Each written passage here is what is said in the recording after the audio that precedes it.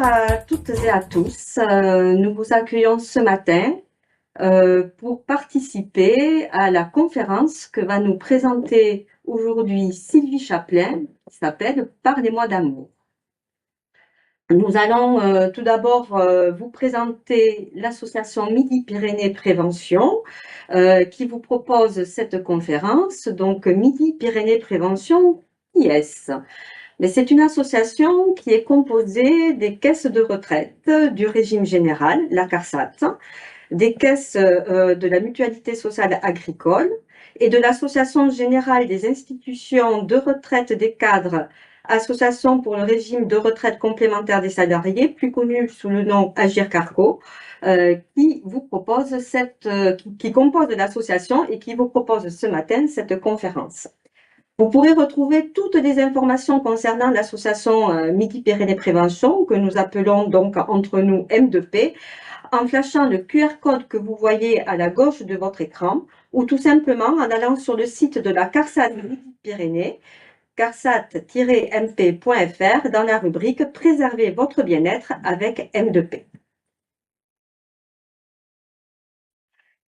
M2P propose tout un tas d'actions qui sont vraiment très nombreuses aujourd'hui, des ateliers en présentiel, des ateliers en ligne.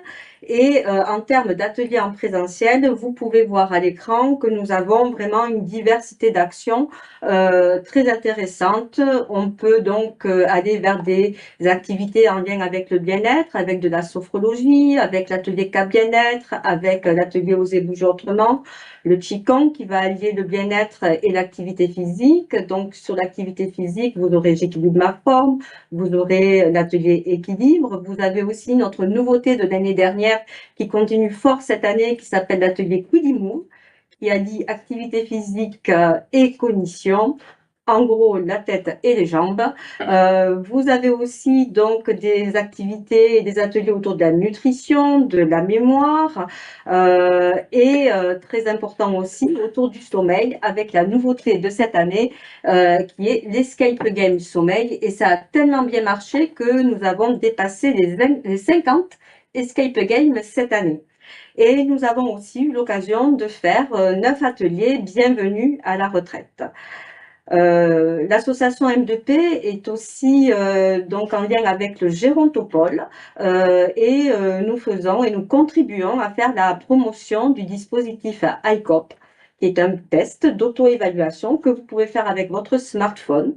Vous avez donc le QR code qui s'est affiché à l'écran. Vous pouvez aller aussi sur le site icop.fr. Et vous trouverez le test à réaliser qui vous permettra de faire un point sur votre santé et d'être pris en charge en cas d'alerte par des professionnels de santé. Évidemment, si vous allez bien, il ne se passera rien de particulier et c'est un dispositif qui vous permettra de refaire ce bilan régulièrement tous les 6 mois environ. Alors, pour animer cette conférence et pour pouvoir donc échanger avec vous, on va le faire via la base questions-réponses. Vous avez un petit icône QR en haut de votre écran et c'est grâce donc à cet icône et cet espace questions-réponses que vous pourrez nous écrire vos questions auxquelles nous répondrons à la fin de la conférence. Quand je dis nous répondrons, c'est Sylvie qui répondra aux questions que vous poserez.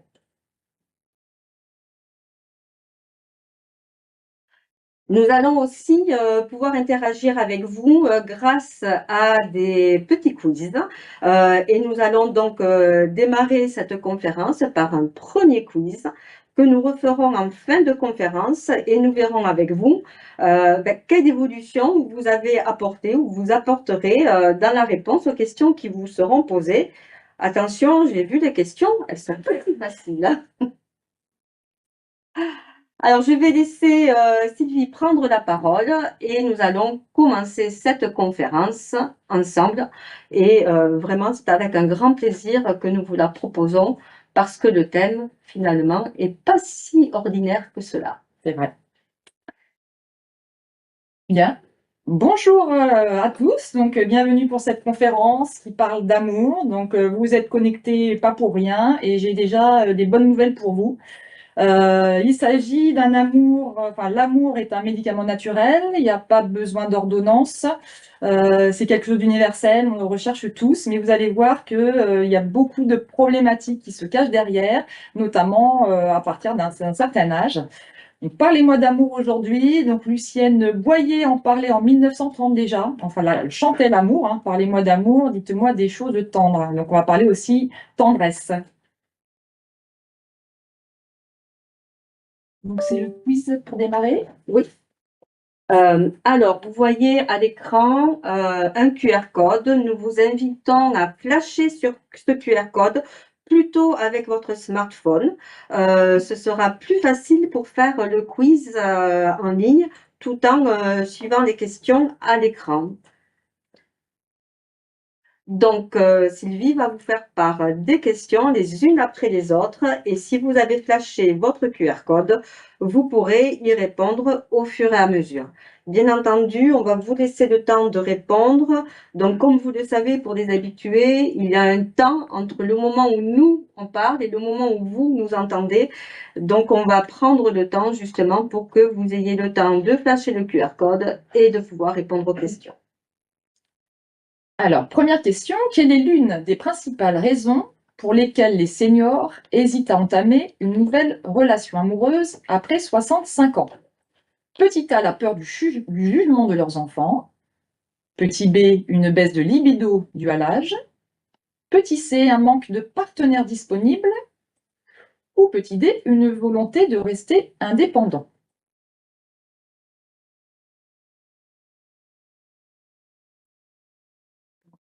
Deuxième question, dans les relations amoureuses après 65 ans, quel facteur influence le plus la satisfaction conjugale?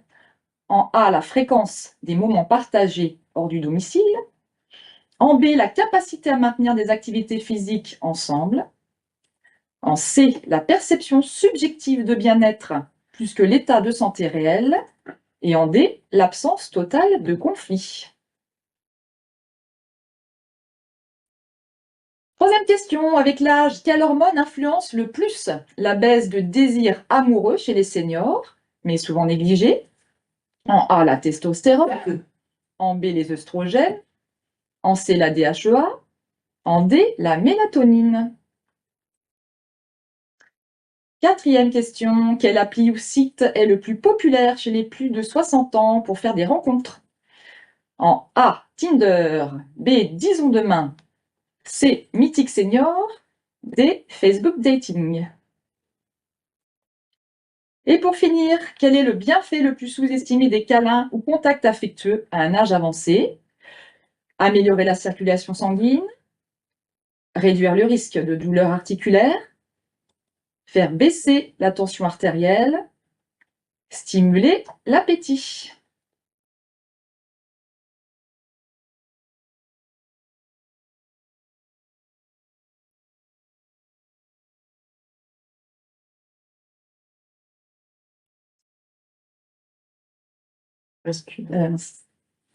Ah, j'avais oublié le petit bonus, ma préférée. À la retraite, l'amour, c'est comme le vin. Il faut le boire avec modération. Il devient meilleur avec le temps. Il donne parfois mal à la tête.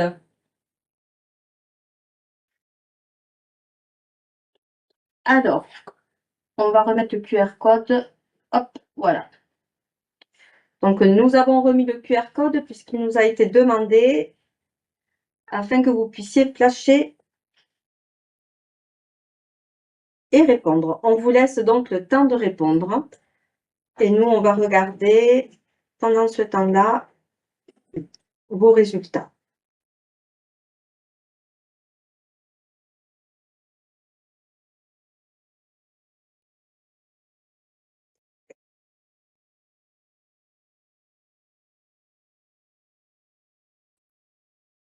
Alors, de temps en temps, on nous avait dit que les questions étaient trop simples. Là, j'avoue que je pense que ta conférence va nous apprendre des choses. Voilà, donc vous êtes déjà en train de répondre. Les réponses sont partagées sur la Ouais. question. Ouais. Oui, oui, il n'y a pas de franche majorité sur les réponses, hein. Peut-être la dernière.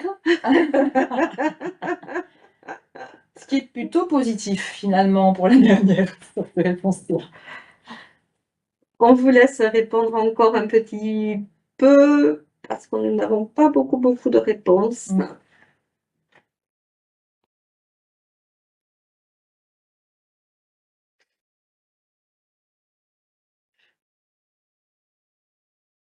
Normalement, vous pouvez voir le QR code, donc il suffit de flasher le QR code.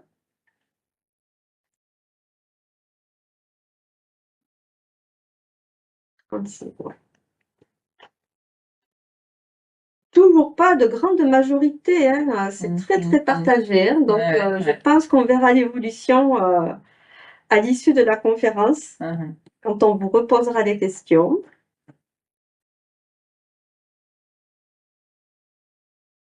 Allez, on va bientôt clôturer cette partie-là, mais même si Sylvie continue d'exposer, ne vous inquiétez pas, vous aurez toujours le temps de répondre aux questions. Donc, Ouais. allez, hop, hop, et voilà.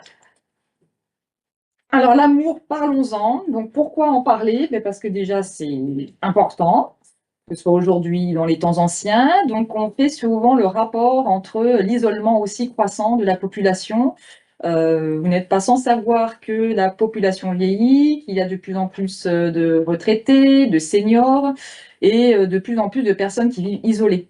Donc on en parle évidemment beaucoup de l'amour, alors que ce soit dans les magazines, dans les émissions, etc. Beaucoup de chansons, beaucoup de films. Mais qu'est-ce qui se cache derrière? Qu'est-ce qu'on appelle amour? Qu'est-ce que l'amour finalement? Parce que c'est assez vaste. Vous avez aussi actuellement un éclatement des structures familiales traditionnelles. Donc les personnes voilà, ont des enfants qui vivent loin, des petits-enfants qui ne voient pas forcément beaucoup. Les couples aussi, beaucoup de séparations, de divorces sur cette génération-là. Donc il y a tout un environnement socio-économique sous-jacent avec des différences finalement de comportement, d'habitudes de vie en lien avec l'amour. Et on va voir, on va donner une définition en suivant de ce qu'est l'amour. Pourquoi en parler aussi chez les seniors? Parce qu'on voit bien que c'est encore tabou. C'est encore une notion qui est compliquée à transmettre. Pas beaucoup d'émissions sur cela, d'échanges. Il y a vraiment des stéréotypes, des représentations sous-jacentes à l'amour chez les seniors. Donc il y a une vision stéréotypée de la vieillesse. On détaillera un petit peu plus en suivant, mais nous avons du mal à imaginer des personnes d'un certain âge avoir des rapports sexuels, par exemple. Qui peut voir ces éléments-là dans des films? Jamais nous allons voir des corps même nus d'un certain âge, hein. Donc il y a tous ces tabous-là, cette représentation-là de soi-même, de la société sur les seniors aujourd'hui.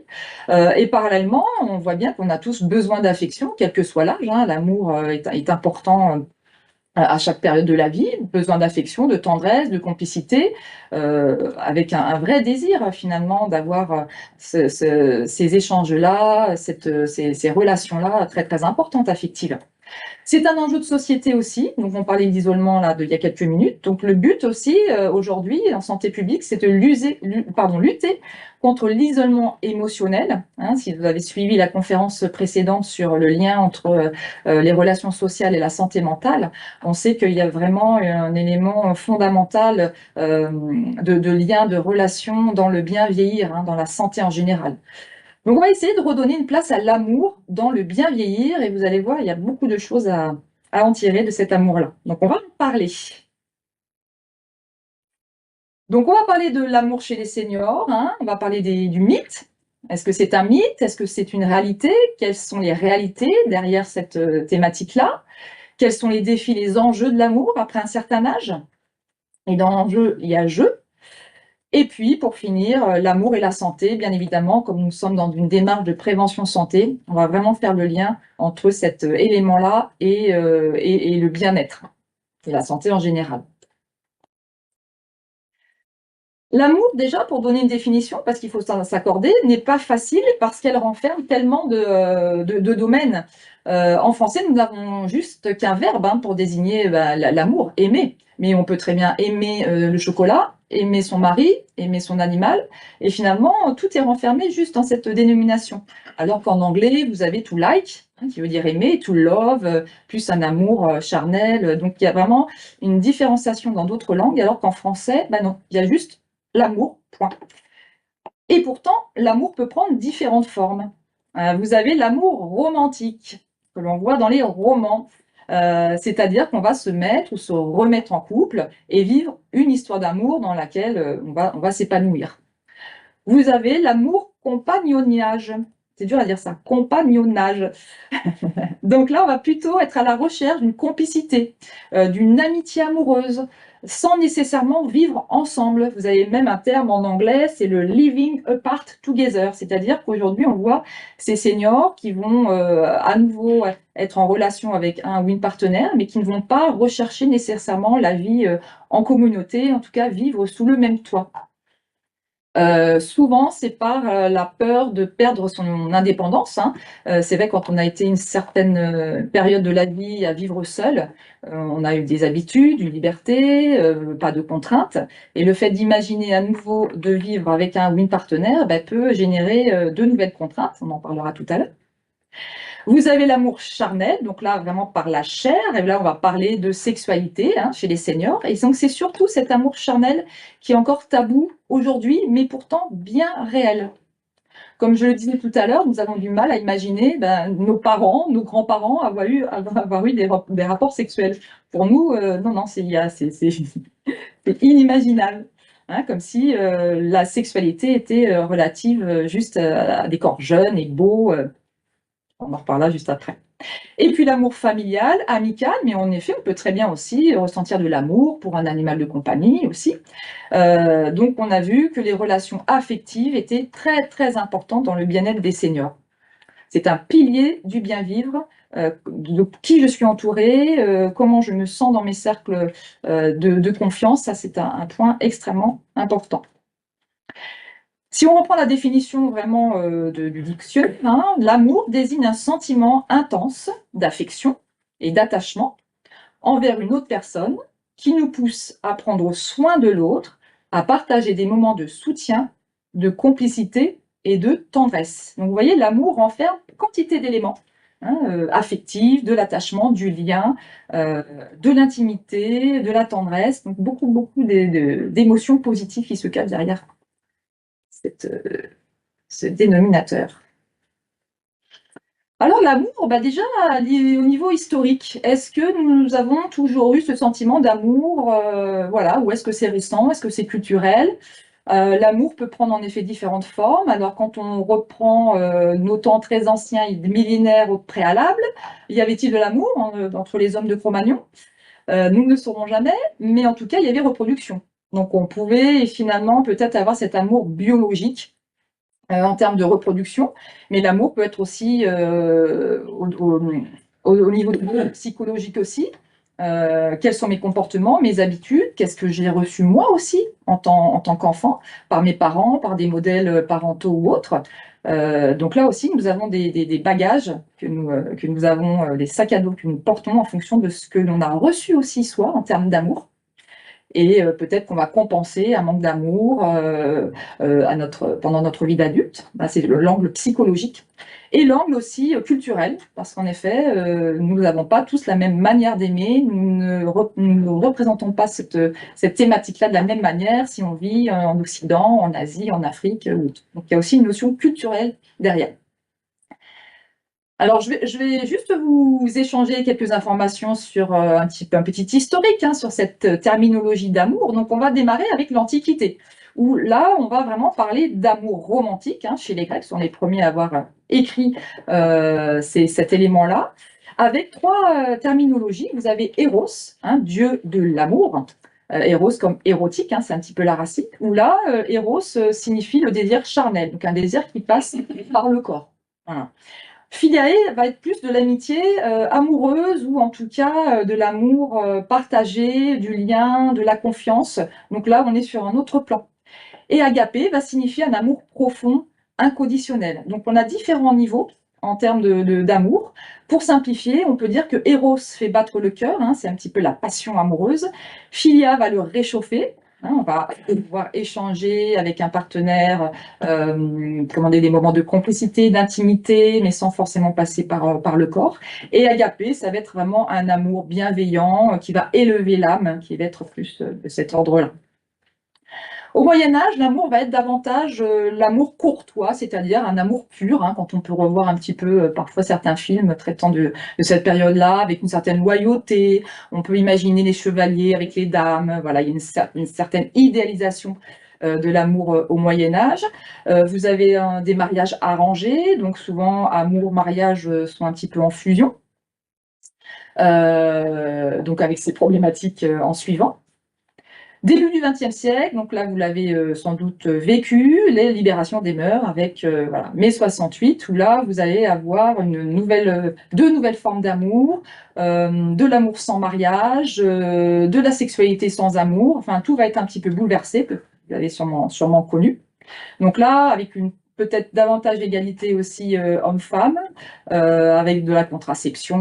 Enfin là, il y a un bouleversement de comportement. Et cette thématique-là d'amour aussi a changé de sens à partir de ce moment-là. Et aujourd'hui, ben, vous voyez aussi que ça change encore avec l'amour inclusif, on en parle beaucoup, l'amour non genré, avec une indifférenciation des femmes, des hommes, des filles, des garçons, avec quelque chose de plus personnalisé. L'intéressant aujourd'hui, c'est de voir qu'on se questionne davantage sur l'amour de soi, chose qu'on ne projetait pas du tout à des périodes anciennes. Donc on va davantage s'intéresser à la bienveillance qu'on peut se donner, à l'amour individuel pour après aimer les autres. Donc là aussi, il y a un petit changement au niveau sociétal de l'amour aujourd'hui. Alors nous allons suivre quelques personnages en fil conducteur, en fil rouge. Vous avez Adrienne et Jean, donc deux parcours de vie.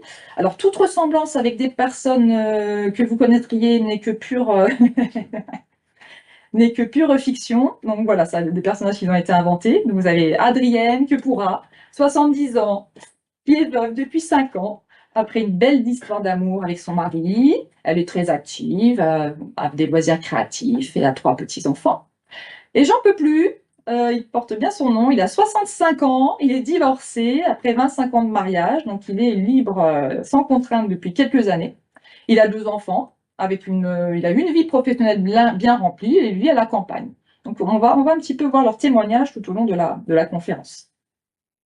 Donc 2 parcours de vie pour monter un petit peu les contraintes de se projeter dans une nouvelle relation. Et ensuite, nous verrons un couple avec leurs difficultés en suivant, bien sûr. Alors, mythe ou réalité, l'amour après 60 ans? Bonne question. Comme je le disais en amont, en introduction, hein, l'amour, par rapport à la représentation de la société, est réservé aux jeunes. Nous avons du mal à imaginer, en effet, des couples d'un certain âge tomber amoureux, à nouveau. On va aussi avoir comme idée que les seniors ne s'intéressent plus à la sexualité. Ils sont pris par d'autres problématiques physiques, voilà, problèmes de santé, etc. Et donc, on ne va pas associer forcément cette avancée en âge avec cette notion de sexualité. Donc, sexualité aussi, c'est un sens large. Hein. Sexualité est plus sur une dimension corporelle, en fait, sans forcément avoir un acte derrière, alors que l'amour va être plus sur une dimension symbolique, affective, émotionnelle. Mais voilà, les terminologies sont un petit peu en interaction de toutes les façons. Le mythe aussi est de considérer que l'amour est moins intense avec l'âge. En effet, quand on parle du fait de tomber amoureux, on imagine des jeunes, voilà, qui vont avoir une passion amoureuse, vont tomber amoureux, le cœur battant, on ne mange plus, on ne dort plus. Et pour le coup, on ne va pas voir une image de retraité qui serait dans cette attitude-là, dans ces comportements-là. Et puis aussi les relations amoureuses qui seraient moins importantes. Voilà. Quand on est senior, certains d'entre vous sont grands-parents, et donc on va avoir l'idée que voilà, on va passer de ce statut-là de parent à grands-parents, donc on va avoir des objectifs, des désirs un peu différents, et les relations amoureuses vont être moins importantes pour ces personnes-là. Donc c'est vraiment ce regard de la société qui se porte sur les retraités. Il y a une influence sociale aussi, il y a une représentation qui est assez marquée, il y a des modèles aussi que l'on nous transmet. Donc c'est ces représentations-là, les seniors n'ont pas de désir, voilà, pas de désir sexuel, parce que problématiques de santé, ils avancent en âge, etc. Donc on les imagine très fragiles, comme dans un autre, voilà, une autre population un petit peu à l'écart de la société. La sexualité est tabou, comme je le disais tout à l'heure, on ne va surtout pas parler de cette problématique-là auprès des retraités. Et puis, vous avez par-dessus les éléments culturels, la religion, l'éducation aussi, qui vont un petit peu modifier, modeler ce regard-là de la société. D'ailleurs, je vous montre en suivant un extrait qui est assez rigolo. L'extrait d'un livre d'un médecin français qui était connu à l'époque, du 19e siècle, de Bay, Hygiène et physiologie du mariage. Donc ça, c'est assez extraordinaire comme livre. De 20 à 30 ans, l'homme marié peut avoir des rapports sexuels de 2 à 4 fois par semaine. C'est gentil de le conseiller. De 30 à 40 ans, il doit se borner à 2 fois par semaine. De 40 à 50 ans, 1 fois par semaine. De 50 à 60 ans, 1 fois tous les 15 jours et moins si vraiment il n'y a pas de besoin. Voilà. Et la sexualité des âgés était vraiment estampillée comme mortelle. Alors, c'est sûr que quand on peut imaginer ce 19e siècle sous cet angle-là, je pense que voilà, l'amour, en tout cas, c'est avec le partenaire, n'était pas forcément très léger et très positif. Donc, c'est assez drôle de voir cette représentation-là de l'époque sur la sexualité des aînés avec une quantification, etc. Donc, comme voilà, sous ordonnance, voilà, de 40 à 50 ans, vous avez droit 1 fois par semaine. Heureusement, les choses ont bien changé. Alors, la société, comme je le disais, la représentation de la société, aujourd'hui, c'est vrai qu'on est encore sous cet angle du jeunisme. Et Adrienne nous le dit, les plus de 60 ans ne sont pas représentés dans la société. Et je me sens trop vieille pour séduire. Donc là aussi, le regard que l'on porte sur soi-même est influencé par le regard de l'autre, de la société, des médias, des reportages, de la publicité. Vous avez des crèmes anti-âge, oui, ça marche bien, vu qu'en effet, les petites médates, elles ont 20 ans. Donc forcément, le corps est jeune, donc il n'y a pas de peau qui se flétrisse, etc. Donc il y a vraiment cette idéologie, aujourd'hui encore, qui valorise la jeunesse, même si, bon, ça vient petit à petit, ça commence à changer. On voit un petit peu plus de personnes d'un certain âge dans les publicités. Et encore, elles sont encore entre guillemets, bien conservé. Je déteste cette terminologie-là, mais pourtant, c'est ce qu'on peut entendre. Donc, même dans les médias, dans les émissions, les actrices, les acteurs, les chanteurs, etc., on voit que nous sommes entourés que de jeunesse. D'ailleurs, petite discrimination, si malgré tout, entre hommes et femmes, on est d'accord. Je ne dirais qu'un mot, Georges Clooney. Georges Clooney, je ne sais pas quel âge il a maintenant, soixantaine d'années, voilà, il est formidable avec ses petites tempes grisonnantes. Il ne va pas se refaire les paupières ou la bouche, lui, donc, et on le trouve très attirant, très beau. Et on ne va pas dire la même chose d'autres actrices, je ne citerai pas, qui se font refaire d'ailleurs le visage, entre autres. Donc voilà, il y a encore, malgré tout, cette image-là de la femme aussi et de l'homme qui ne sont pas encore sur le plan égalitaire. Donc, publicité des corps jeunes. Et puis, le monde de travail que vous avez connu pour la plupart aussi avec une discrimination, mais qui arrive même très très tôt. À 50 ans, déjà, on est mis sur le banc de l'entreprise, le banc de la société. Alors, c'est pas facile, en effet, quand on a ce climat un petit peu ambiant, même s'il y a une évolution. Donc, on a ce poids-là qui peut être compliqué. Et comme le dit Adrienne, à un moment donné, ce n'est plus pour moi d'être dans la séduction, parce que finalement, je ne suis pas représentée, on ne me parle pas de moi, de mon évolution, etc., de mes difficultés par rapport à mon corps et aux changements dus à l'âge. Se sentir jeune, qu'est-ce que ça veut dire se sentir jeune? Déjà, à partir d'un certain âge, tout le monde dit c'est dans la tête. Là, ça veut dire déjà qu'on avance en âge, dès lors où on se dit, voilà, c'est dans la tête. Parce que quand on est jeune, on ne dit rien. Donc se sentir jeune, c'est vrai que qu'est-ce que ça veut dire se sentir jeune? Bah, c'est se sentir être dans le désir, être vivant. Ça veut dire exister dans mon propre regard. Quand je me regarde dans le miroir, qu'est-ce que je vois? Et dans le regard de l'autre. Se sentir jeune, c'est déjà se sentir bien dans son corps. Il va après évidemment avoir une positivité au niveau du mental, du moral. Donc renforcer aussi cette conscience de son corps, l'entretenir. Alors évidemment que le corps change, mais à toute étape de la vie, hein, depuis notre naissance, le corps change. Donc là aussi, l'entretenir, l'aimer. Hein, nous sommes notre pire ennemi avec notre corps, hein, avec des régimes, avec voilà. Donc c'est important dans la clé du bien vieillir, mais aussi dans ce rapport aussi à la séduction. Séduction envers soi-même et envers les autres, dans l'ouverture qu'on peut avoir avec les autres. Donc on parle souvent de santé, bien évidemment. Donc comment s'entretenir? Eh bien, c'est déjà avoir une qualité de vie intéressante en prenant soin de soi au niveau alimentation, se stimuler intellectuellement, rester curieux, bouger, ça c'est le mouvement évidemment est très important. Essayer de contrôler, enfin d'avoir un sommeil suffisant. Donc là aussi, à la base de l'amour que l'on peut ressentir pour les autres, de l'ouverture qu'on peut avoir avec les autres, c'est aussi se sentir bien avec soi-même, être en confiance, réussir à s'estimer avec ce corps évidemment qui avance et qui n'est plus le même qu'à 20 ans. D'ailleurs, beaucoup de personnes se sentent même mieux dans leur corps à 50 ans, à 60 ans qu'à 20 ans. C'est plutôt positif, hein. Heureusement, vous avez un décalage entre notre âge identitaire et le ressenti, comme je disais, se sentir jeune. Et en effet, on est souvent en décalage de 10 ans. Voilà, à 65 ans, on a l'impression d'en avoir 55 dans notre corps. Et ça, c'est plutôt positif. Ça veut dire que vous vieillissez bien, en bonne santé. Se sentir jeune, ben, c'est avoir des projets, des objectifs, des envies. On est vieux, on peut être vieux à 20 ans, hein, quand on a, voilà, quand on végète, quand on est sous les écrans les heures durant la journée, ben, on est déjà vieux. Donc la notion de projet aussi, c'est très très important. Et c'est vrai que ce passage à la retraite, on verra avec le couple qui va suivre, peut être source de difficultés justement. Alors Jean, lui, qu'est-ce qu'il nous dit? Eh bien, il est célibataire depuis longtemps, donc il profite de cette liberté-là. On parlait d'indépendance, c'est vrai que c'est l'envie de rester indépendant joue sur l'envie de se mettre à deux à nouveau. Hein, c'est une des raisons. Et donc, il ne se sent pas prêt pour une relation longue.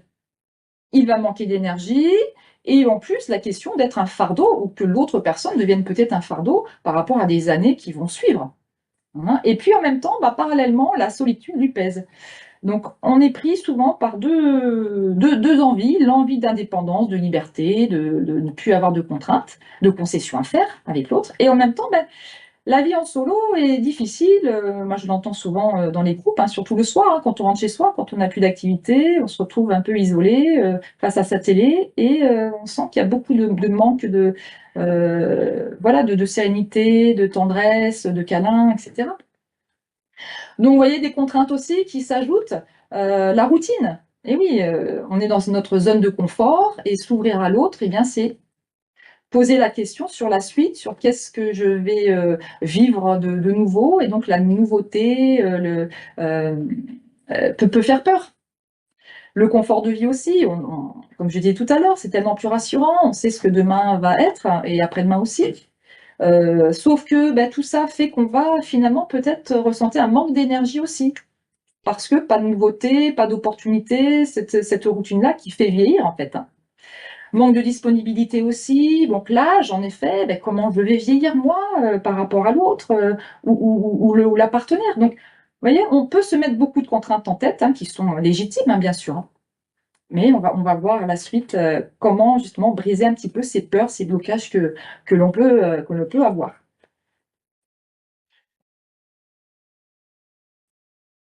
Et notre amie Adrienne, elle a d'autres problématiques. Hein. Je vous avais dit tout à l'heure qu'elle a vécu une belle histoire d'amour avec son partenaire hein, pendant de nombreuses années. Et donc, voilà, je ne trouverai personne aussi merveilleux que mon mari. Et oui, et que vont dire mes enfants si je commence une nouvelle relation? Comment intégrer un nouveau partenaire dans les noyaux familiales? Et qu'est-ce que je vais faire de la pension de réversion? Est-ce si je me remarie, etc. Donc là, vous voyez, 2 nouvelles contraintes avec cette notion de culpabilité, en effet, d'avoir une nouvelle vie avec un nouveau partenaire, ce n'est pas simple de s'ouvrir à une nouvelle personne, à faire rentrer la nouvelle personne dans sa vie. Les finances aussi, voilà, beaucoup de personnes ont un niveau de revenus pas très élevé, donc en même temps, bah, je ne m'autorise pas peut-être à une nouvelle relation parce que financièrement, ça va être compliqué, je vais peut-être pas pouvoir aller au restaurant, aller en sortie, faire des voyages, etc. Et cette pression familiale aussi, de nombreux enfants ne sont pas forcément à l'aise avec cette idée que le parent, mère ou père, vive une nouvelle histoire d'amour avec un inconnu. Donc, on parlait de la représentation de la société et de la représentation aussi individuelle hein, de l'âge. Donc, on a vu, il y a des freins que l'on se met, hein, des freins relationnels. Donc, on a vu santé et énergie, parce que pour s'ouvrir à l'autre, pour créer des opportunités, pour s'engager, eh ben, il faut de l'énergie. Et je vous disais que la routine est plutôt protectrice à un moment donné, donc on va avoir du mal à développer cette énergie-là. Des problèmes de santé aussi, c'est vrai que si vous avez une pathologie, des douleurs, que vous accompagnez aussi un parent vieillissant, donc beaucoup évidemment de problématiques personnelles hein, qui se greffent à cette dimension-là. On parlera tout à l'heure aussi des modifications corporelles hein, au niveau hormonal. Vous allez avoir, on le sait, baisse de testostérone chez les hommes, d'œstrogène chez les femmes.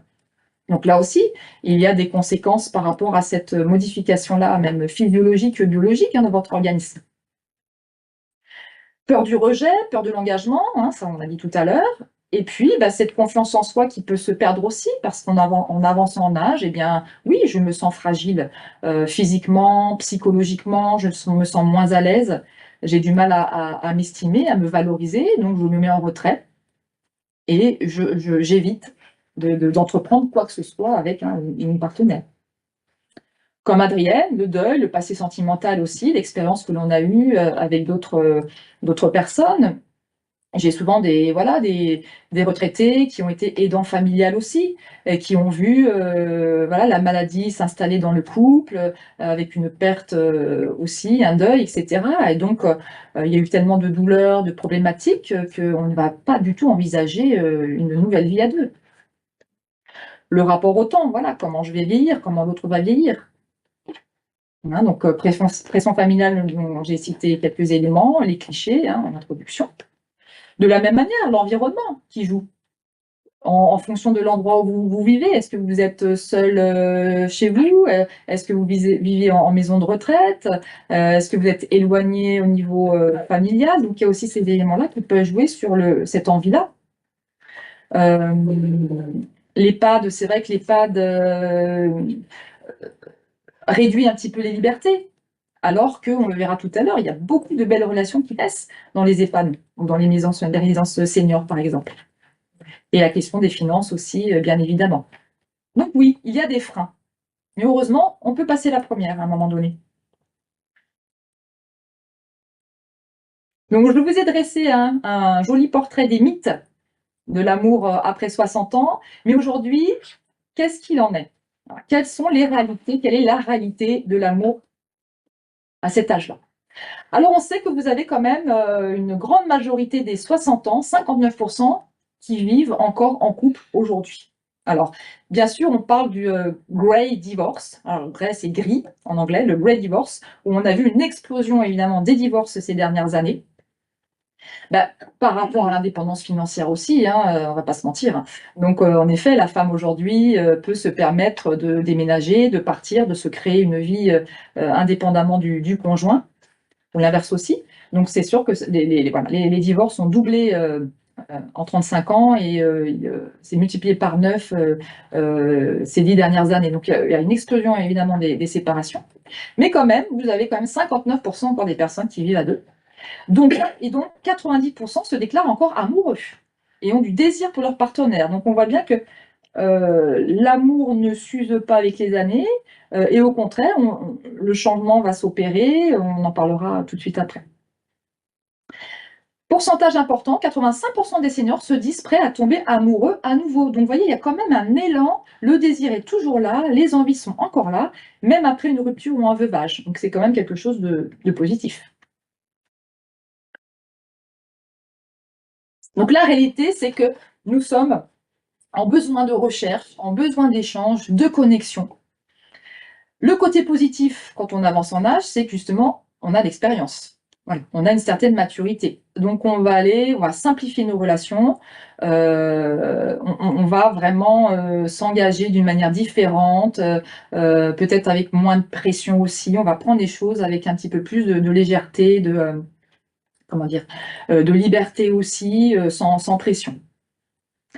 Pour beaucoup de seniors, c'est un nouveau départ aussi que l'on peut avoir avec ou un nouveau partenaire aussi, hein, une nouvelle vie, enfin une vie différente.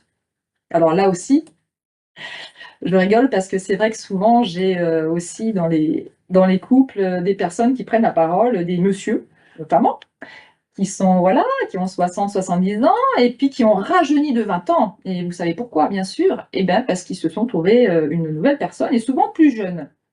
Donc c'est aussi ouais, des opportunités, mais la réalité est là. Et c'est vrai qu'ils vont en effet, avec ces nouvelles relations avec une plus jeune, se créer une vie, une nouvelle vie d'ado, quoi, quelque part. Là aussi, il y a un petit déséquilibre avec la femme aujourd'hui, dont on a du mal à imaginer. On parle de cougars, d'ailleurs, justement, on leur met une étiquette, les cougars, hein, les personnes d'un certain âge qui vont sortir avec des plus jeunes. Alors qu'on n'étiquette pas les hommes qui vont voilà, s'investir dans une relation avec une plus jeune.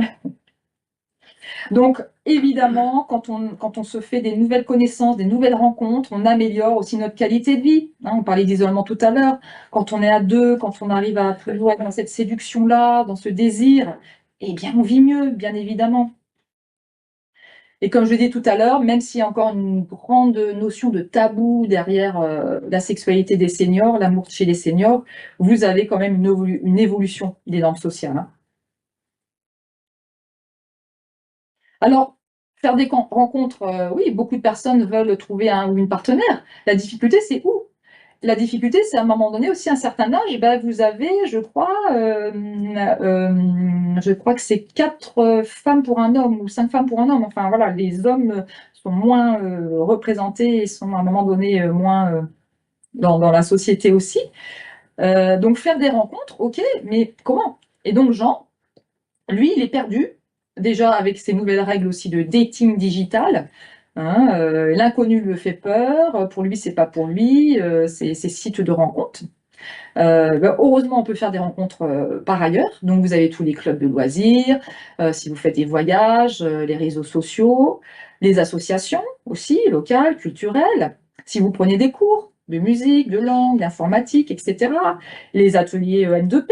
Alors, c'est vrai que d'ailleurs, je vous incite, messieurs, à venir à nos groupes, parce que souvent vous êtes pas très nombreux et c'est dommage parce que tout de suite ça donne une autre dimension aux ateliers. Donc venez et qui sait, peut-être que vous trouverez l'amour dans nos ateliers de et il y a des sites de rencontres spécialisés. Donc là, vous avez les 4 sur le côté, disons demain, donc qui est le premier site. Voilà. Premier site utilisé, vous avez 1 million de personnes qui se sont connectées sur les 50, 70 ans sur ce site-là. Vous avez Elite Rencontre, Mythique, e-Darling. Donc là aussi, ce sont des nouvelles façons de rencontrer. Alors, bien évidemment, on est dans une dimension un petit peu rapide de connexion, d'urgence, un petit peu de rencontre. Mais pourquoi pas tester, essayer. En tout cas, c'est l'occasion de découvrir, de rencontrer, même si, en effet, vous n'allez pas vous marier avec la personne ou, en suivant, mais c'est une occasion peut-être d'échanger, même sur le plan amical, pourquoi pas. Hein. Mais ça peut faire peur, comme notre ami Jean, il préfère laisser ça aux plus jeunes.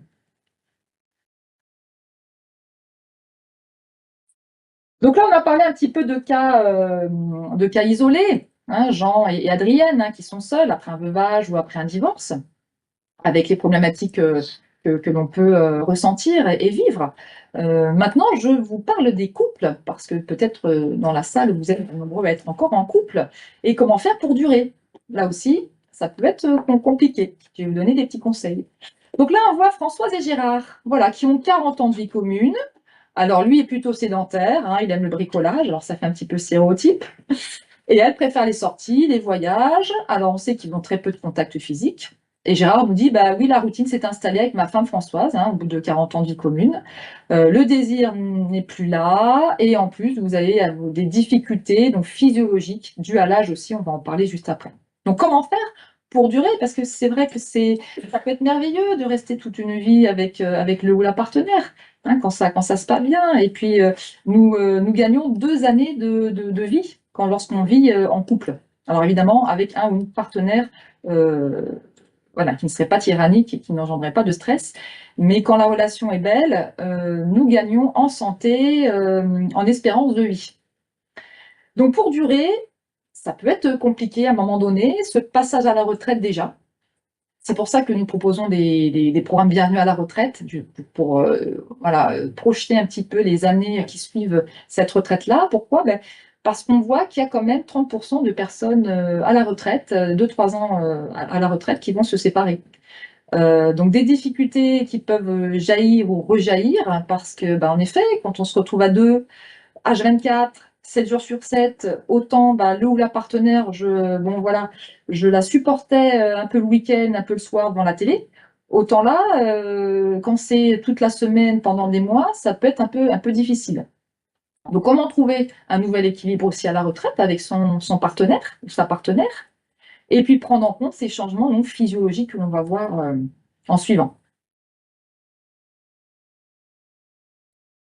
Donc déjà, pour une relation plutôt sereine, positive, durable, eh bien, la communication est vraiment le maître mot.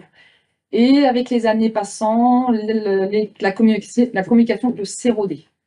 Donc là aussi, il faut vraiment réfléchir à la manière dont on va parler, échanger, dans les termes mêmes. Le jeu, voilà. Au lieu de dire t'as pas été encore chercher le journal, ou t'as pas rentré le chien, ou t'as encore laissé tes chaussettes, là encore, je suis sur des stéréotypes. Donc, au lieu de dire tu, hein, comme disait Jacques Salomé, le tu, parce que dès qu'on dit tu, paf, l'autre se ferme et va vous dire aussi tu. Et là, on s'en sort pas. Donc déjà, exprimer le jeu. Voilà. Qu'est-ce que moi je veux? Qu'est-ce que j'apprécie chez l'autre? Qu'est-ce qui ne va pas? Quelles sont mes émotions, mes ressentis, mes besoins? Donc déjà, on peut démarrer sur du jeu. Et ça n'a rien d'égocentrique, hein. C'est à un moment donné, j'expose moi dans la relation ce qui va pas, et j'exprime voilà ce que j'aime chez l'autre aussi. On a besoin, hein, de toute façon, de mots doux, hein, des choses tendres, comme disait Lucienne Boyer, de la tendresse aussi verbale, hein. Nous avons besoin d'actes, de gestes tendres, de mots tendres, des petits cadeaux, des choses comme ça. Tout ça entretient aussi le couple. Donc voilà, j'exprime ce que j'apprécie chez l'autre. J'essaye de toujours trouver le positif aussi, et d'exposer ce qui ne va pas aussi chez l'autre, ou en moi-même, hein. Donc on parle de la routine.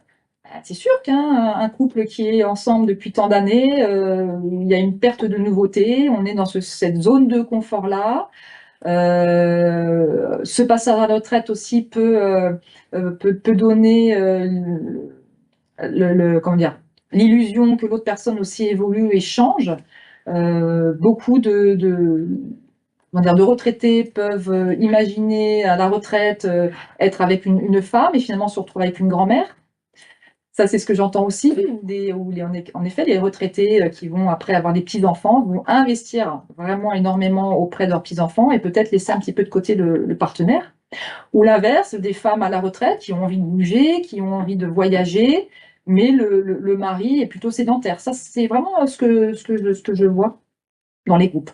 Donc là aussi, comment essayer de trouver l'équilibre dans le couple? Donc pour ça, il faut se créer les opportunités, planifier des rendez-vous, des petites surprises, voilà, essayer une nouvelle activité ensemble, se surprendre. Là aussi, il y a le couple qui dure, c'est le couple qui arrive à encore s'étonner. Voilà. Toujours essayer de susciter l'étonnement, la petite surprise. Ça, c'est ce qui alimente la relation et qui évite de rentrer dans une certaine routine. Donc les changements individuels, on va le voir après, hein, physiologiques, les envies, les besoins, les désirs évoluent. Déjà, nous, dans notre propre vie, nous n'avons pas les mêmes désirs à 20, 40, 60, 80 ans. Donc déjà, identifier ce qui nous voilà, quels sont nos désirs. Soutenir aussi les désirs de l'autre, qui évolue peut-être pas de la même manière. Voilà, soutenir l'évolution de l'autre aussi, sur le plan même physique, psychologique. Et si vraiment vous avez un gros décalage avec le ou la partenaire, donc là, vraiment réfléchir à peut-être avoir des espaces de liberté, permettre à l'autre conjoint, si la personne a envie de voyager, bah, de la laisser peut-être voyager avec des amis ou en club, etc. En tout cas, conserver malgré tout l'individualité dans le couple. Mais l'idée, c'est de regarder dans le même sens et d'avoir toujours des projets en commun, sans oublier nos projets personnels aussi. Faire des choses aussi à l'extérieur du couple, ça c'est très important. Désirer aussi à l'extérieur du couple. Alors je dis pas forcément d'avoir un amant ou une amante, hein, mais le désir dans les projets, dans les activités, hein, vous m'avez compris, dans les loisirs. Donc baisse du désir et de tendresse aussi, qu'on peut voir sur certains couples. Donc là aussi, on peut, avec les années, s'éloigner physiquement sans s'en rendre compte, hein. Déjà, beaucoup de personnes dorment dans des lits séparés, déjà pour mieux dormir, ce qui est pas forcément une mauvaise chose, hein. Mais pour le coup, il peut y avoir une distance physique qui peut naître à un moment donné, durant les dernières années. Donc là, peut-être se réapproprier aussi le corps de l'autre, avec des caresses, des câlins, des embrassades, etc. Nous sommes des êtres de contact. Le toucher est un organe sensoriel formidable qui nous crée de l'ocytocine, hormone de l'attachement du lien, et qui aussi nous permet d'avoir de la dopamine, on va le voir après. Donc créer ces moments d'intimité, échanger sur ses envies, prendre soin de soi, on en a parlé déjà précédemment. Prendre soin de soi pour pouvoir prendre soin de l'autre et de toujours alimenter ce désir-là, cette séduction-là dans le couple. Donc maintenant, évidemment, je vous parle un petit peu des difficultés que l'on peut avoir, l'évolution de ce corps, les hormones qui changent. Alors pour les hommes, vous avez cette pression de performance aussi, hein, voilà, il y a toujours cette représentation de l'homme, de l'acte mécanique, de la virilité, de la capacité érectile, alors qu'heureusement, il y a beaucoup d'éléments au-delà de cette capacité juste moteur et motrice. Donc les hormones changent, je vous l'ai dit, testostérone en berne, donc il va y avoir manque d'énergie, difficulté aussi dans l'érection, difficulté de récupération aussi. Vous allez avoir aussi avec l'âge une baisse de la mélatonine. Donc mélatonine, hein, hormone du sommeil, et qui détermine certaines hormones sexuelles justement. Vous voyez, donc il y a le lien entre mélatonine et hormones sexuelles. Et donc là aussi, ça engendre une perte d'envie, de désir, parce que les hormones ne vont pas jouer leur rôle à un moment donné. Donc la performance aussi, on le verra après en suivant sur les pistes de solutions. La peur du jugement, hein, crainte de ne plus être à la hauteur, ben oui, on ne va plus être aussi performant qu'à 20 ans. Donc certains hommes peuvent se mettre en retrait, ou on parlera de la femme après, hein, donc la mécanique évidemment est un petit peu usée. Deuil ou solitude, hein, on en a parlé précédemment, perte du conjoint, peur d'une nouvelle intimité ou d'un rejet, oui, parce que s'ouvrir à l'autre, c'est se mettre à nu devant lui aussi. Donc si on n'apprécie pas son corps, si on a tendance à le cacher, on va avoir du mal à s'exposer à une personne autre, hein. Et puis, avoir de nouveaux partenaires, c'est un stress aussi ou une gêne, hein, par rapport à ce corps qui vieillit. Donc heureusement, vous avez des solutions. Alors, médicales, vous avez des traitements oraux, injections, suivi andrologique. Vous connaissez sans doute la petite pilule bleue, hein, le Viagra. Eh bien, vous avez entre 50 et 70 ans, presque 30% hein, de personnes qui en ont déjà consommé. Voilà. Vous avez 30% dans cette tranche d'âge aussi qui ont des problèmes d'érection. Et 30% de ces 30% vont consommer voilà, le Viagra notamment. Donc vous avez quand même une grande partie de la population qui ont honte d'exposer leurs problèmes aussi à leur médecin généraliste et qui ne vont pas forcément s'ouvrir à ces traitements-là, etc. et vont garder leurs difficultés pour elles. Alors que beaucoup d'hommes ont ces problèmes-là, et ce qui est physiologique et naturel en fait. Au niveau psychologie, ben, notamment dans le couple ou autre, hein, vous avez des psychologues, hein, psychothérapeutes, des sexologues qui peuvent vous aider aussi à reprendre de l'assurance, de la confiance en vous, essayer de travailler sur la communication dans le couple, etc. Se recentrer sur la sensualité aussi, hein, sensualité, donc vos sens, qui sont là aussi pour nous donner du plaisir et du désir, hein. Rétablir la communication aussi sur ce que je veux avec le partenaire ou la partenaire, hein, toujours identifier mes besoins, redéfinir cette terminologie de sexualité, hein, on a vu, donc moins sur la performance, mais sur la tendresse, sur voilà, l'embrassade, les câlins, qui ont tout autant leur importance, hein. Dans le couple, en fait, un des éléments qui est principal, c'est le sentiment de bien-être que l'on vit avec l'autre, sans parler de santé vraiment. Donc c'est ce sentiment de bien-être avec l'autre, qui est important finalement. Même si d'un point de vue extérieur, il y a des problématiques, des conflits, des décalages. Si on se sent bien avec l'autre, c'est vraiment voilà, l'élément le principal dans la relation. Chez la femme, ben, la ménopause, hein, à partir de 50 ans, avec une chute des oestrogènes, et là aussi, le corps va changer. Donc, au niveau vraiment physiologique, vous avez une sécheresse vaginale, donc moins de lubrification, donc qui peut rendre les rapports aussi sexuels douloureux. Donc, on va petit à petit s'extraire de ce comportement-là moteur. Vous avez une atrophie des muqueuses aussi, hein, dyspapeurénie, qui est voilà, hein, douleur. Donc là aussi, ça peut être compliqué pour la femme aussi d'être dans cette sérénité, dans cette ouverture au partenaire, par exemple. Et puis, bah, ménopause engendre de la fatigue, des problèmes de sommeil, manque de cette hormone-là d'ocytocine aussi. Donc tout ça fait que finalement le corps va changer, mais en même temps le ressenti de l'énergie, avec prise de poids, bouffée de chaleur, problème de sommeil. Donc c'est un petit peu un cercle vicieux, tout ça vont altérer un petit peu notre ressenti, nos émotions, notre valorisation et notre disponibilité aussi au plaisir. Donc il y a des pistes de solutions aussi, des traitements locaux, hein, lubrifiants, des gels, des hydratants peuvent aider. Des rééducations plus sur l'ordre du physique, hein, du plancher pelvien, avec de la relaxation, activité physique, hein, pour remuscler un petit peu tout ça. Là aussi, il y a un accompagnement psychologique qui peut être intéressant pour regagner en confiance, retrouver ou trouver une nouvelle féminité aussi de notre corps, de nouvelles sensations, pourquoi pas, et redécouvrir aussi ce corps qui change, hein, par des massages, se faire du bien, des jeux sensuels aussi. Ça, c'est vraiment important aussi.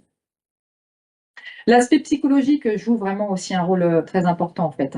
De la même manière, souvent en atelier, les personnes me renvoient le fait que c'est dans la tête aussi. C'est-à-dire quand on a l'envie, on a le désir, finalement la mécanique arrive.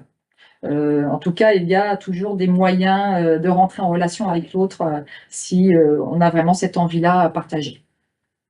Donc il n'y a pas de fatalité, heureusement, à avancer en âge, et au contraire, on peut vivre sa sexualité, son amour d'une manière différente et intéressante.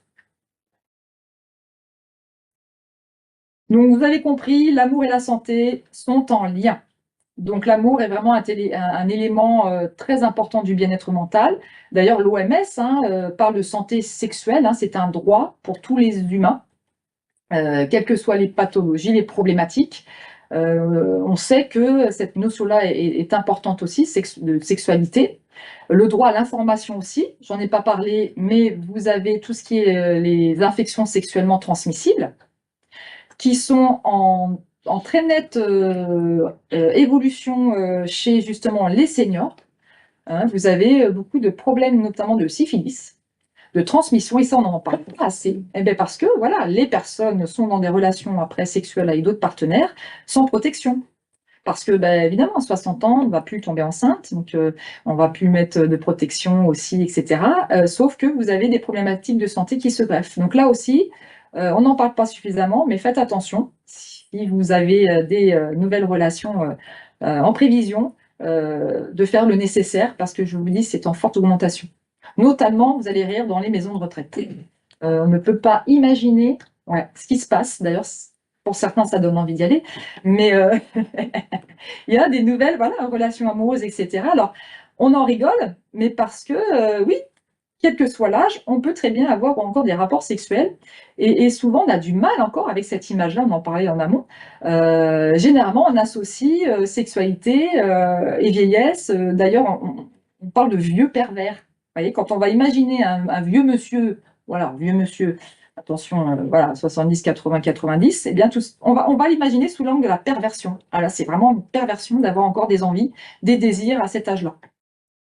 Donc voilà, l'amour est important, donc attention aussi de vous préserver. Donc on sait que ça réduit le stress, l'anxiété, les symptômes dépressifs. Vous sécrétez de la dopamine, hein, c'est l'hormone du plaisir, de l'adrénaline aussi, voilà, qui va vous filer de l'énergie. Et puis ce sentiment, voilà, d'être aimé, ça nous valorise. On arrive à davantage s'estimer, à s'aimer. Et puis pour le coup, on va davantage prendre soin de nous. Si je vis seule, si je ne vois personne, mais pourquoi m'habiller? Pourquoi me coiffer? Pourquoi me maquiller? Pourquoi m'acheter, voilà, une petite jupette? Hein, l'autre aussi est là pour nous donner l'envie, l'élan, de nous aimer aussi. Les bienfaits indirects de l'amour, donc là, on sait qu'en étant à 2, on a de meilleures habitudes de vie.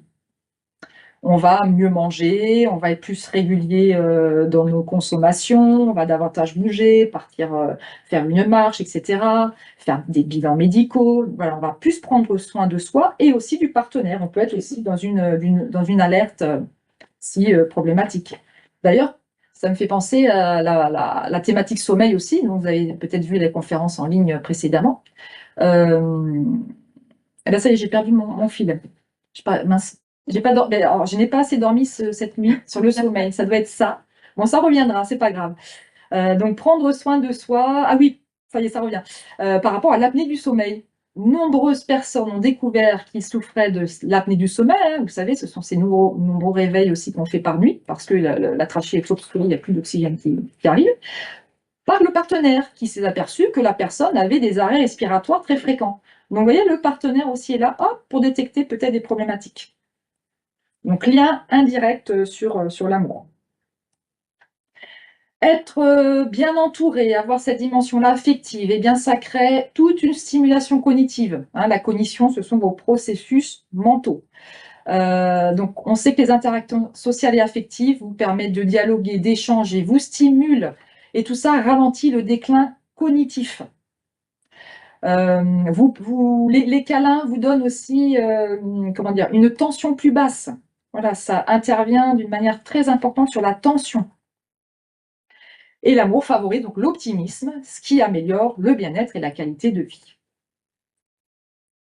Donc le fait aussi d'être en lien, d'être «socialisé» entre guillemets, vous permet de briser l'isolement, l'éloignement, très courant chez le retraité. D'une manière générale, je l'ai dit tout à l'heure, vous gagnez en santé globale et une plus longue espérance de vie. Donc l'amour joue sur vos hormones. Donc plus de dopamine, hein, vous avez ce circuit de la récompense, hein, cette hormone du plaisir là, hein, quand je suis heureux d'être avec l'autre, donc je vais sécréter cette dopamine là, qui va me renforcer l'envie d'être encore dans ces relations là, et qui vont m'ouvrir sur des opportunités, des envies, des projets. Donc ocytocine, hein, hormone de l'attachement, du lien. Hormone très importante aussi, qui est sécrétée lorsqu'on est en contact physique avec le partenaire ou la partenaire. Ocytocine aussi, petite parenthèse, hein, c'est l'hormone de la femme enceinte qui va accoucher grâce à l'ocytocine, qui va favoriser les contractions. Et l'ocytocine va être en surdose lorsque le bébé va arriver, pour que la maman soit attachée au bébé. Vous voyez, le corps est bien fait, hein. Et la sérotonine, qui est l'hormone de l'humeur. Bah oui, je suis de bonne humeur quand je suis avec une personne dans de bons rapports. Sérotonine qui va permettre la sécrétion de la mélatonine, qui va vous permettre de bien dormir. Vous voyez, tout est en lien, tout interagit. Et vous baissez le cortisol aussi. Cortisol, hormone du stress. Comme je disais tout à l'heure, c'est un médicament, l'amour, sans ordonnance, qui va vous donner une meilleure santé, du bien-être. Il faut réussir à le cultiver. Donc, focus sur la sexualité aussi. Donc, la vie sexuelle épanouie renforce le moral. Donc là, on parle d'actes physiques, diminue les douleurs chroniques et entretient tout ce qui est cardiovasculaire aussi. Donc, c'est de l'exercice physique. En plus, ça aide à bien dormir après. Et elle vous aide à préserver votre image corporelle aussi positive. Donc, un contact physique, mais ça, je l'ai dit tout à l'heure, libère donc cette hormone de l'amour qui fait baisser la tension, mais renforce aussi votre système immunitaire. Donc là, on est dans une phase aiguë de grippe. En janvier, vous allez avoir les gastro. Donc, conseil au moment des fêtes de Noël, des câlins pour booster votre système immunitaire.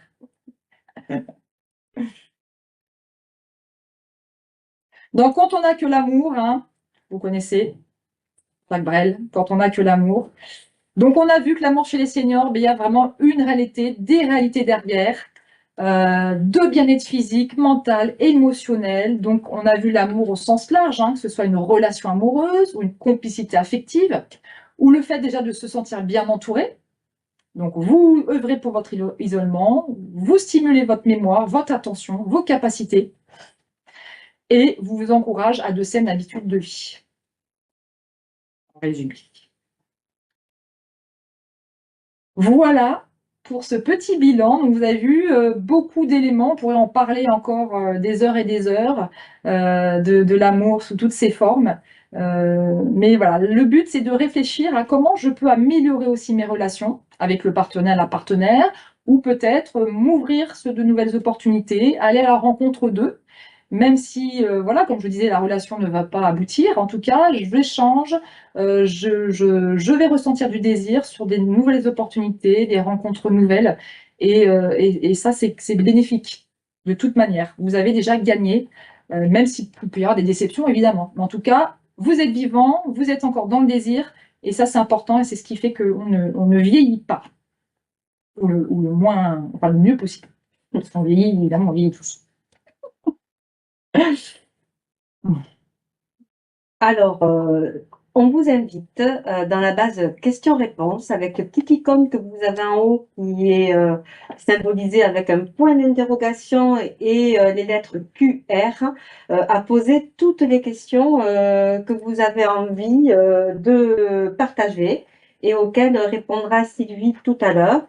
Mais en attendant, on va passer donc au deuxième quiz, qui est finalement le même que le premier, mais on va voir l'évolution de vos réponses, puisque sur la première partie, finalement, vous étiez assez partagés. Il n'y avait pas franchement de questions très tranchées, en tout cas de réponses très tranchées. Donc, on vous laisse le temps de flasher ce QR code, voilà, pour que vous puissiez répondre aux questions. Donc, on laisse un petit moment le QR code pour que vous puissiez répondre et on repassera les réponses un peu plus tard. On vous laisse le temps de répondre. Déjà, ce que je peux te dire, Sylvie, c'est qu'on a des messages qui nous disent que la conférence est très intéressante. Ça fait plaisir. Voilà. Ce qui est à noter, c'est que vous étiez très nombreux au démarrage de la conférence. Ben, vous êtes quasiment le même nombre maintenant, donc personne n'est parti. Bon, c'est vrai que c'était quand même très, très intéressant. Donc, vraiment, répondez aux questions du deuxième quiz. N'hésitez pas. Voilà, donc les personnes sont en train de répondre. Et là, il semblerait, sur les premières réponses, que déjà, ça soit un petit peu plus catégorique pour certaines questions. Peut-être que, à défaut de montrer les questions pour pouvoir laisser le QR code, peut-être reposer les questions. Oui. Alors, je repose. Quelle est l'une des principales raisons pour lesquelles les seniors hésitent à entamer une nouvelle relation amoureuse? Donc, la peur du jugement de leurs enfants, une baisse de libido due à l'âge, un manque de partenaires disponibles, une volonté de rester indépendant. Non, après. Ah, bien. Deuxième question, dans les relations amoureuses après 65 ans, quel facteur influence le plus la satisfaction conjugale? La fréquence des moments partagés hors du domicile, la capacité à maintenir des activités physiques ensemble, la perception subjective de bien-être plus que l'état de santé réel, l'absence totale de conflit. Avec l'âge, quelle hormone influence le plus la baisse de désir amoureux chez les seniors, mais est souvent négligée? La testostérone, les oestrogènes, la DHEA, la mélatonine. Quelle appli ou site est le plus populaire chez les 60 ans plus pour faire des rencontres? Tinder, Disons demain, Mythic Senior, Facebook Dating. Quel est le bienfait le plus sous-estimé des câlins ou contacts affectueux à un âge avancé? Améliorer la circulation sanguine, réduire le risque de douleurs articulaires, faire baisser la tension artérielle, stimuler l'appétit. Et le dernier, à la retraite, l'amour c'est comme le vin, il faut le boire avec modération. Il devient meilleur avec le temps, il donne parfois mal à la tête. Alors, on vous laisse le temps de répondre et en même temps, nous allons avec Sylvie regarder l'évolution de vos réponses. Ah, mais ça y est, ça y est, ça y est, vous êtes nombreux. La première. C'est vraiment partagé. Alors,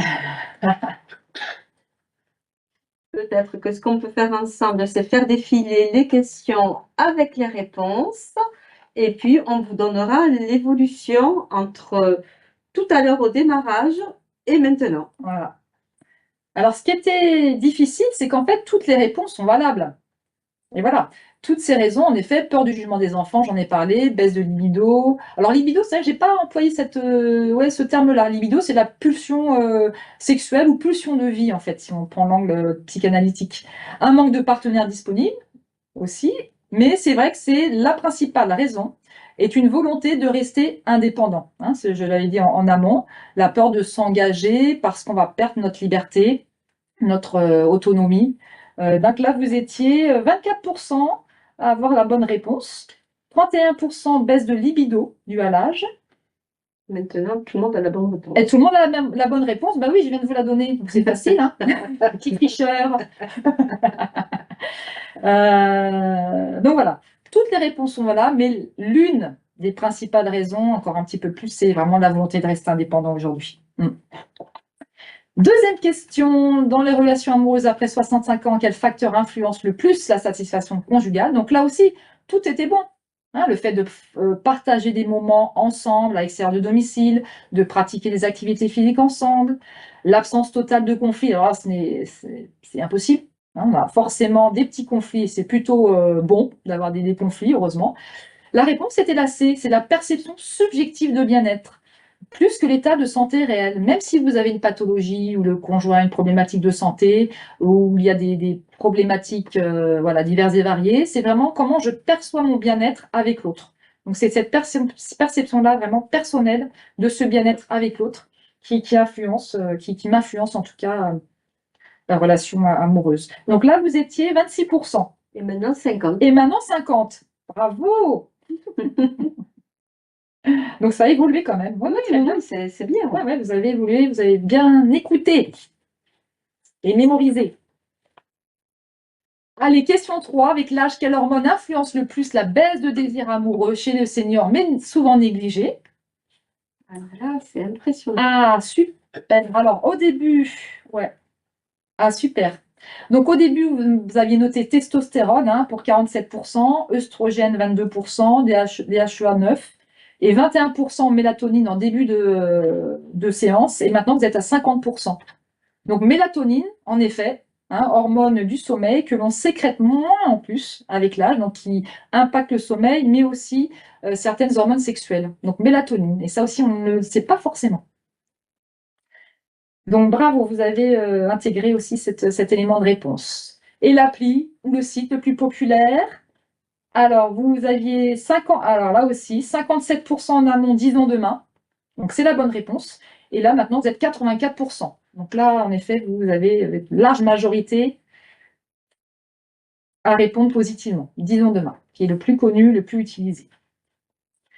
Le bienfait le plus sous-estimé des câlins ou des contacts affectueux. En amont, vous étiez 55% sur la tension artérielle. Donc déjà, c'était pas mal, vous avez déjà une bonne réponse. Donc faire baisser la tension artérielle était la réponse. Et vous êtes 81% maintenant en fin de séance à le spécifier. Donc aussi une large proportion. Ah, maintenant, ah oui. Et le dernier, ah bah c'est pareil. Donc, l'amour, c'est comme le vin, on le boit avec modération. Il devient meilleur avec le temps, il donne parfois mal à la tête, bien sûr. Donc, alors ça n'a pas bougé, 74%. Il devient meilleur avec le temps, que voilà, vous le mettiez en début de séance et à la fin. Donc, chouette. Ça veut dire que même si c'est les fêtes, même voilà, on boit avec modération l'alcool, mais là, en tout cas, l'amour, vous pouvez y aller, il n'y a pas pas de limite, pas de limite à l'amour. Et il devient en plus meilleur avec le temps. On a parlé un petit peu des couples, c'est vrai que le fait d'avancer en âge, de vieillir ensemble, d'avoir toute cette expérience-là de vie commune, eh bien l'amour se transforme, se développe autrement, se bonifie, comme le bon vin. Et ben, on a terminé avec les Mais quiz. oui, c'est ça. Alors, on va passer aux questions-réponses, bien entendu, mais avant, on vous partage l'écran qui va vous permettre de nous dire ce que vous pensez de cette conférence. Vous savez que c'est important pour nous d'avoir votre avis pour pouvoir justement préparer notamment le programme de l'année prochaine et mieux répondre à vos envies et nous donner aussi des idées de conférences pour l'année prochaine. Donc, nous allons laisser afficher à l'écran le QR code et le lien qui vous permettront de répondre à l'évaluation. Mais en attendant, on va partager vos questions avec Sylvie. Alors, j'espère que vous en avez posé à nouveau. On va repartir sur la toute première. La première, donc, Fernande nous demandait comment se sociabiliser, que faire quand on se sent seul et qu'on vit seul. Donnez-nous des idées, des endroits pour rencontrer et créer du lien.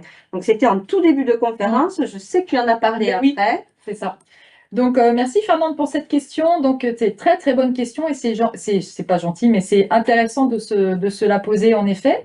Donc, c'est sûr que si vous restez chez vous, personne ne va toquer à votre porte, Fernande, pour créer du lien. Donc, c'est vrai que c'est à chacun d'aller à l'extérieur. Donc, je parlais des clubs, des associations. Vous avez sûrement près de chez vous peut-être des associations de gym, de randonnée, club enfin peu importe, mais des balles, il y a voilà, se mettre à la danse aussi, ça c'est important. Je ne sais pas si vous êtes dans cette activité physique-là, mais vous pouvez vous renseigner auprès de CCAS, des maisons comment dire, des associations sociales, culturelles.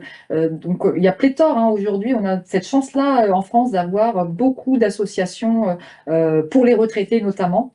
Donc à vous d'aller voir ce qui peut être présenté près de chez vous pour créer du lien et pour aller à la rencontre d'eux. Hormis en effet, comme on disait, le dating digital, les réseaux sociaux. Donc voilà, il faut se renseigner déjà sur place, sur les forums aussi. À chaque rentrée, vous avez les forums des associations pour voir un petit peu ce qui est présenté autour de vous. Mais c'est vrai que plus vous ouvrez aux autres, plus vous créez des contacts, plus vous avez des opportunités de trouver des personnes intéressantes et de partager des activités et de sortir de cet isolement-là. Mais c'est sûr il faut de l'énergie pour y aller. Il faut de la confiance en soi aussi. Et beaucoup de retraités, j'en ai pas parlé, mais déménagent aussi pour se rapprocher des enfants. Mais là, ça casse aussi un petit peu toutes ces relations sociales que ces personnes-là pouvaient avoir précédemment. Et pour le coup, c'est difficile, hein, en effet, à un certain âge, de se recréer un réseau. Mais ça fonctionne très bien. Moi, je suis animatrice depuis de longueurs années, enfin depuis de longues années sur la région, et de nouvelles amitiés se créent même à partir de 70-80 ans. Donc, il faut susciter ces opportunités-là en allant voir ce qui se passe près de chez vous dans tous ces clubs-là. Une autre question, électronisme chez les seniors, est-ce que c'est un frein? Je pense que c'est en lien aussi avec les applis de Ah bah rencontre, oui. etc. Alors c'est vrai que ça peut être un frein, hein, on le disait, comme notre ami Jean, j'en peux plus. Euh, Oui, oui, on peut être en décalage par rapport à tous ces réseaux sociaux, en effet. Donc, malgré le fait que de plus en plus de retraités s'y mettent, s'inscrivent, alors, je vous dis, hein, vaut mieux jouer au loto. Parce qu'en effet, on va faire des rencontres, mais sur le long terme, bon, je crois qu'il y a une chance sur 300 pour vraiment créer une relation durable.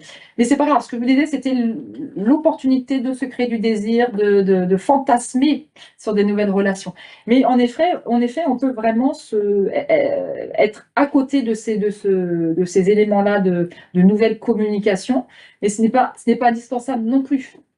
On peut, comme je le disais tout à l'heure à Fernand, de créer du contact par ailleurs. Mais c'est sûr que c'est un frein aujourd'hui. Mais de plus en plus, malgré tout, les retraités sont connectés, hein, ils ont tous pratiquement un téléphone, du WhatsApp. Il y a quand même une communication qui se crée et qui évolue aussi. Alors, on a une remarque, hein. Voilà, une personne qui nous dit, si je comprends, l'amour après 60 ans, pas de danger de mort, Voilà. mais plutôt un vaccin pour rester Ah, jeune. c'est beau! Ah bah, je le ressentirai celui-là. Exactement, mais bien sûr qu'il n'y a pas de danger de mort, évidemment. Au contraire, on rajeunit, on est encore plus beau quand on est dans l'amour, dans de l'affection. Donc, oui, c'est vraiment un vaccin pas cher, même pas besoin d'être remboursé, pour rester jeune. C'est ce que je disais tout à l'heure. C'est ce lien-là, c'est ces contacts-là qui font qu'on se sent vivant. Une autre remarque, donc Titi qui nous dit merci pour cette conférence très instructive Mm. et qui me conforte dans notre vie de couple. Communication, partage et envie restent nos moteurs principaux. Bah, Titi, déjà, vous êtes nommé Titi. Donc déjà, pour se nommer Titi, c'est que vous avez une certaine légèreté dans votre vie. Et donc là, l'important, hein, comme je disais, c'est de se surprendre encore, de partager, de communiquer, de se faire rire. On n'a pas parlé du rire, mais là aussi, c'est quelque chose de très important d'arriver à sourire, à rire le plus possible. Et donc, bah, bravo Titi, je vous souhaite une longue route avec votre partenaire. Euh, pour conserver voilà, ce partage-là et cette envie de rester à deux. Alors une question plus technique, de quelle manière la mélatonine a un effet? Alors là, je vais pas pouvoir rentrer dans les détails parce que je ne suis pas médecin ni pharmacien, mais la mélatonine, voilà, c'est vraiment un processus physiologique, biologique, hein, qui fait qu'elle va agir sur les hormones sexuelles. Je ne pourrais vraiment pas vous dire le fonctionnement, mais là, c'est vrai, c'est une réalité. La mélatonine, l'organisme la sécrète généralement par rapport au sommeil, hein. Mélatonine, hormone du sommeil que l'on sécrète en fin de journée lorsqu'on n'a plus de lumière, et donc qui va nous donner envie de dormir. Mais elle influence aussi les hormones sexuelles. Mais là, je suis désolée, je ne pourrais pas vous renseigner vraiment dans le concret, dans la. Ouais. Alors après, Jean nous écrit, pas une question mais un commentaire. Ma compagne souffre de la maladie d'Alzheimer depuis 10 ans et réside actuellement en EHPAD. Cette situation nous a beaucoup rapprochés et a renforcé le sentiment de tendresse entre nous. Pour elle, plus de contraintes extérieures génératrices de stress, rien que le plaisir d'être ensemble. Alors, c'est vraiment, merci de parler de cela parce que j'en ai pas, je ne l'ai pas évoqué, mais je l'avais dans mes notes, de parler justement de cette pathologie d'Alzheimer. Et on a remarqué que finalement, même si la personne oublie un certain nombre de choses, un vécu, etc., le contact physique, en tout cas, reste là dans sa mémoire, la tendresse, la douceur, et ce sont des éléments fondamentaux. Et là, voilà, cette pathologie-là n'efface pas ce ressenti-là corporel lorsqu'il y a une présence, une affection, des contacts physiques. Donc, enfin, c'est un beau témoignage que vous nous faites là, justement, pour voir en même temps que les relations peuvent perdurer sur un autre angle et qu'il faut réapprendre voilà, une nouvelle communication aussi en fonction de la pathologie. Euh, oui, oui, c'est très important d'être toujours dans cette douceur-là et dans ces contacts-là. Ouais. Alors après, nous avons une question, Ah mais oui, qui est pour moi pas forcément liée à l'avancée en âge, ouais, en tout cas pas au statut senior, hein. ouais. C'est comment donner de l'amour quand on n'en a pas reçu dans Ah oui. l'enfance? Et ouais, alors j'en ai parlé en amont, en effet, en fonction de l'éducation. Ça, c'est vraiment une question importante et qui est difficile parce qu'on voit bien que l'enfant se construit par ce que nous renvoie l'environnement familial, les éducateurs, etc. Et donc, beaucoup de personnes de vos générations aussi, mais pas que, hein, en effet, ont eu une enfance, oui, sans trop de bienveillance, où à l'époque, voilà, hein, l'enfant devait suivre, on s'interrogeait pas sur ses émotions, sur ses besoins, etc. Il fallait, voilà, avec parfois de la violence. Bon, c'est pas ça existe encore aujourd'hui, bien sûr.